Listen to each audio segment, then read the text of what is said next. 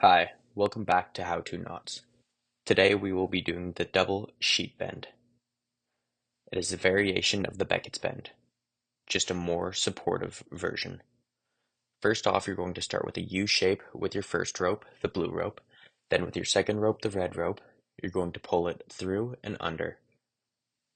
Next, you'll take that same rope and you're going to pull it right through the top of the second rope.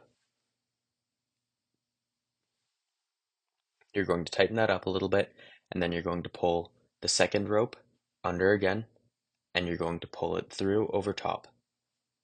Now all you have to do is tighten it up and arrange the rope a little bit better. And there you go, the double sheet bend.